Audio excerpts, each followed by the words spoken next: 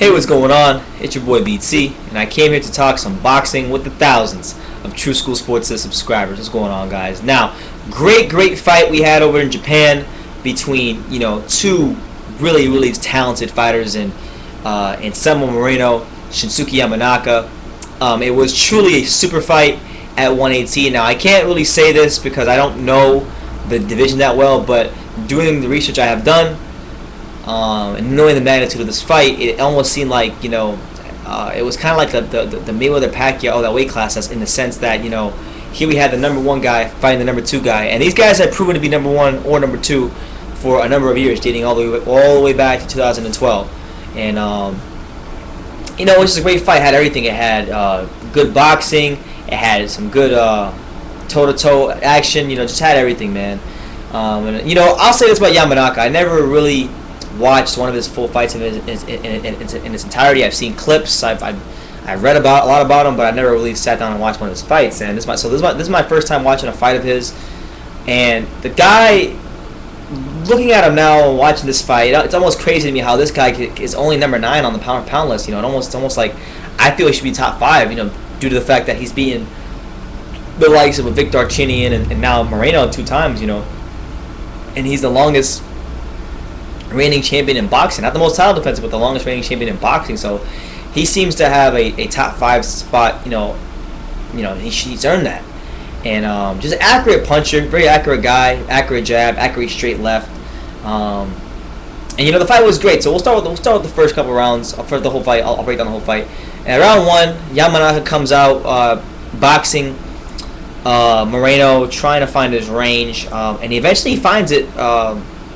Off of a counter, hits Moreno flush right on the chin with the straight left counter. You almost couldn't see it. You saw Moreno fall to the ground. And you heard a really loud thud before he went to the canvas. But it was a really great counter by him. It was the kind of counter punch that when you look at when you see it, you see why he's pound for pound on the pound for pound list. So Yamanaka did a great job there in the first round. He definitely won that round. Second round, I believe Moreno began to settle in a little bit more after the knockdown. He got back to using his jab and using that length, because he's a very lanky and rangy guy, like Yamanaka. But I would even say that I don't look at the reach and then compare it, but he looked like a rangier guy to me.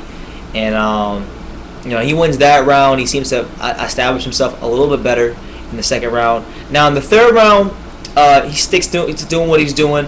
Yamanaka gets lowered in, and they get into a bit of an exchange, and then he clips Yamanaka with I believe it was like a left hook or something like that. It was like a left hook, and he scores a knockdown. So if you're Moreno, in the first fight was kind of it was a disputed decision. Yamanaka got the win over him.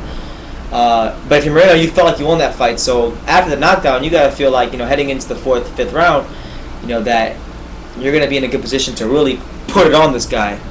And it's this part of the fight where Yamanaka has to really dig deep and show how truly great he is. So in this particular instance, in the going to the 5th round, I would say, the 4th or 5th round, 4th round. It was the 4th round. So Moreno scores a knockdown in the 3rd. In the 4th round, Yamanaka begins to settle back in after the knockdown, and he starts boxing. He wins a round or so. But the turning point in this fight came in the 6th round.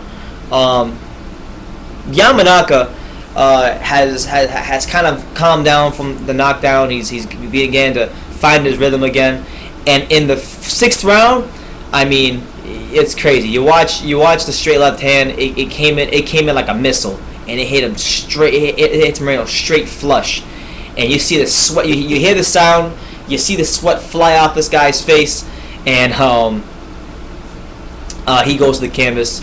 And eventually that would set up a 7th round TKO victory, to where Moreno's legs just gave out, and Yamanaka defends his title for the 11th time. Now, let me say this about Moreno. He showed a lot of heart in that fight. In the 7th round, after getting hit with some really hard, crisp shots, he still got up, and he still continued fighting his heart out like a warrior, like the champion he is. So shout out to Anselmo Moreno. Great win for Yamanaka. But yeah, man, Yamanaka is older now, and I think he might be in a position where he could probably retire, because he should retire, because He's proven himself in boxing, made a lot of title defenses, beaten the guy outside of him in his division twice.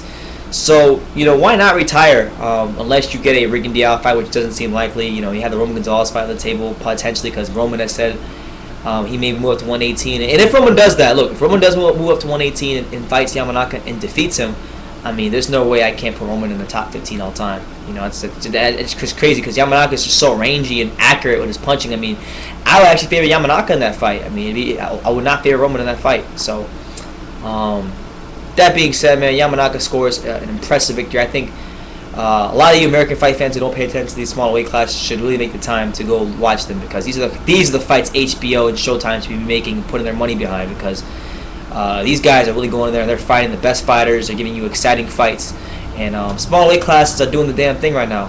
So I would urge any and all boxing fans to check out the rematch for Shinsuke Yamanaka and Anselmo Moreno at 118. Yamanaka scores a 7th round TKO victory for his 11th title defense, and continues cementing himself as a Hall of Fame fighter. So let me know what you guys think in the comments down below. Take the time to subscribe, and you can love me or you can hate me, but I'm just a kid from Daniel. So until next time, take care, guys.